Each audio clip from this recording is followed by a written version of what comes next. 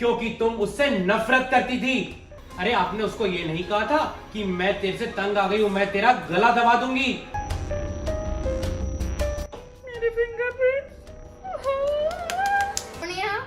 Yes ma'am, Sushmita का खूनी मिला। नहीं, पर उसकी भाभी। वो खूनी नहीं है। कहीं कहीं उसने आत्महत्या तो नहीं कर ली?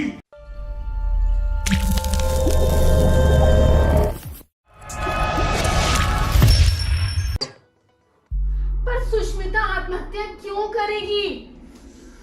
कोई भी वजह हो सकती है, वो अपनी जिंदगी में परेशान हो सकती है। कहीं आप मेरे पे शक कर रहे हैं? क्यों नहीं, उसके और तुम्हारे रिलेशन कुछ खास अच्छे नहीं थे। तुमने उसको बहुत परेशान कर रखा था। और आपने उसको मारने की धमकी भी दी थी। अगर मेरी माँ खूनी निकली तो दुनिया वाले मेरे माथे पे लिख देंगे कि मेरी माँ खूनी है।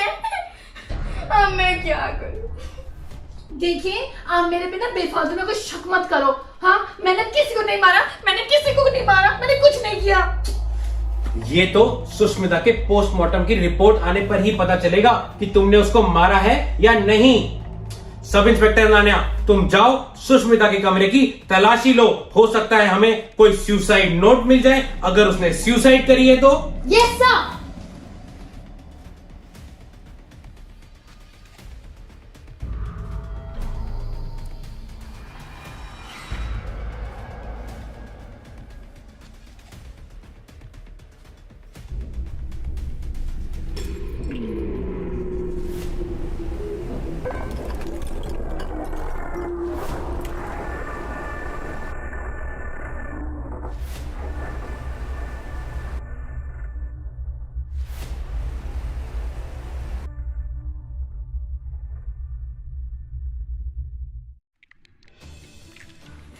सर, मैं इसको ढूंढा।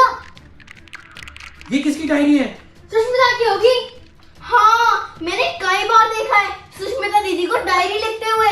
सर, उसने अपनी मौत से 3 दिन पहले अपनी डायरी में कुछ नहीं लिखा। और पीछे देखो अनान्या, कुछ ना कुछ जरूर मिलेगा। ये सुष्मिता की डेथ से 1 हफ्ते पहले की बात है। आज भाभी ने मुझे बहुत डांटा। मुझसे उनका कीमती ग्लास टूट गया था। मैंने भाभी से बहुत माफी मांगी। मैंने जानबूझकर ग्लास नहीं तोड़ा था। यह सुष्मिता की मौत से 6 दिन पहले की बात है। आज मैंने भाभी को फोन पे बात करते सुना। वो कह रही थी कि वो मुझसे बहुत परेशान है। उनका मन करता है कि वो मेरा गला दबा दे। यही रीजन है कि हमारा शक तुम पर बार बार जा रहा है। जो मर्जी कर लो, ये सारा शक गलत ही होने वाला है। मैंने ऐसा कुछ नहीं किया। सब इंस्पेक्टर अनान्या, तुम डायरी के आगे के पन्ने पढ़ो, जरूर कुछ ना कुछ निकलेगा। सर, मेरे को ना भूख लग गई है। आप आगे की डायरी पढ़ो। तो मैं कुछ खा कर आई।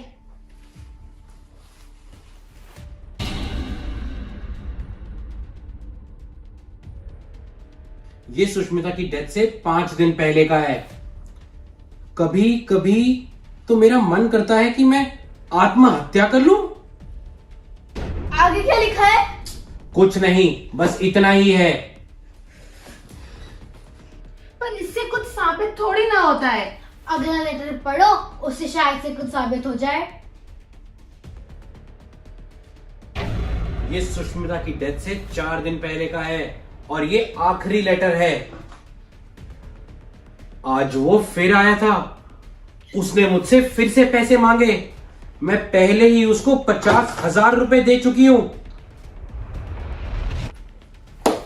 इसका मतलब उसको कोई ब्लैकमेल कर रहा था। कौन हो सकता है? इसमें सुष्मिता ने किसी का नाम भी तो नहीं लिखा। पुनीत जी, क्या आपको कोई आइडिया है कौन हो सकता है? नहीं, मेरे को कोई आइडिया नहीं है। हो सकता है इसी ब्लैकमेल की वजह से सुष्मिता ने आत्महत्या कर ली हो। हाँ, हो सकता है, पर हमें पता कैसे चलेगा ये है कौन? ये तो आपको पता होना चाहिए था ना। वो आपके घर पे काम करती थी। अरे घर पे काम करती थी, पर मैंने उसकी पर्सनल लाइफ में कभी इंटरफेयर नहीं किया।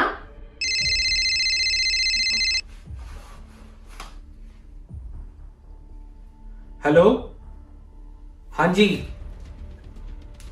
ओके ओके, ठीक है। पुलिस स्टेशन से फोन आया था कि सुष्मिता की बॉडी पर जो मार्क्स मिले हैं वो आत्महत्या के नहीं है, किसी ने उसका गला दबाकर खून किया है। और उसका खून किया है इस ब्लैकमेलर ने, जिसने सुष्मिता ने अपनी डायरी में लिखा है। मैंने तो कहा ही था कि इस खूनी की इंफॉर्मेशन आखिरी पेज पे मिलेगी सुष्मिता की डायरी से। सर वो तो मैंने कहा था ना। अरे अच्छा बाबा, वो सब छोड़ो, अब इस खूनी का पता लगाना है। यस सर, अगर मैंने इस खूनी का पता लगा लिया तो आप मेरा प्रमोशन करा दोगे? अरे बाबा, पहले पता तो लगाओ। हाँ जी सर। सर, सुष्मिता के पापा को फोन कर लो। सर मैं करती हूँ। हेलो, हेलो, हाँ जी बोलिए। क्या आप पुलिस को आधी अधूरी इंफॉर्मेशन दे रहे हो? जी, क्या मतलब?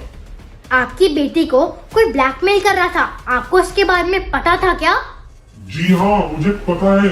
वो आदमी पिछले 6 महीनों से सुष्मिता को ब्लैकमेल कर रहा था। मेरी बेटी बहुत परेशान थी। तो आपने बात पहले क्यों नहीं बताई? मुझे लगा अपने परिवार की इज्जत को दांव पे ना लगाओ। आपकी परिवार की इज्जत आपकी बेटी थी, अब वो इस दुनिया से जा चुकी है। कम से कम आप उसके खूनी को पकड़ने में पुलिस की मदद तो करो। जी मुझे माफ कीजिए, मैं आपको पूरी बात बताता हूँ। वो उसकी मालकिन का ड्राइवर है जैद, वही उसको ब्लैकमेल करता था। क्या? Later. Stop stop stop! सच सच बता, सच सच बता, तूने सुष्मिता का कत्ल क्यों किया? मैंने कोई खून नहीं किया। तेरे खिलाफ हमारे पास सबूत भी हैं और तेरे खिलाफ हमारे पास गवाह भी हैं। सच सच बोल। नहीं, मैंने कोई खून नहीं किया। Later. सच सच बोल। साहब, सुष्मिता और मेरी बहुत गहरी दोस्ती थी। हर महीने सुष्मिता अपनी सैलरी मुझे दे देती थी। उसकी सैलरी और अपनी सैलरी से मैं खूब ऐश करता था। फिर करीब 6 महीने पहले हमारी लड़ाई हो गई और हमारी दोस्ती टूट गई। साहब, मुझे जुए की लत लग चुकी थी, इसलिए मैं उसको ब्लैकमेल करके उससे पैसे ले लेता था। और तुम यहां तक गिर गए कि धीरे धीरे करके तुमने उससे 50,000 रुपए ले लिए। जी सर, फिर मैंने उस दिन सुष्मिता को कॉल किया और उससे पैसे मांगे, पर उसने पैसे देने से मना कर दिया। फिर मैंने उसे धमकी दी कि मैं तुझे मार डालूंगा। वो फिर भी नहीं डरी। और फिर क्या हुआ उसके बाद? साहब, फिर अगले दिन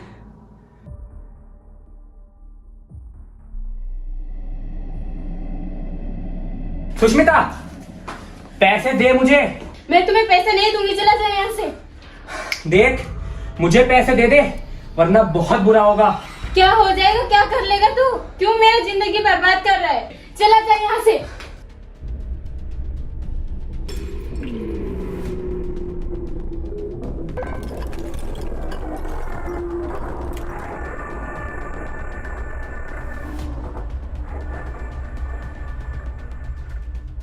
सर, मैम, मुझे माफ कर दो। मुझे जुए की लत लग गई। मेरे ऊपर पैसों का कर्जा है। सुष्मिता ने पैसे नहीं दिए तो मैंने गुस्से में आकर उसे मार डाला। सर प्लीज मुझे माफ कर दो। किसी के कत्ल की कोई माफी नहीं होती।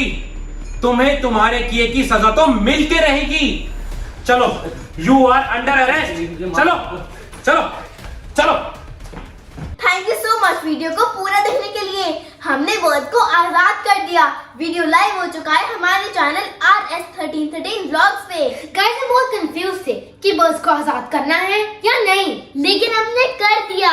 वीडियो देखने के लिए क्लिक किया, click click click click click. बहुत अच्छी वीडियो।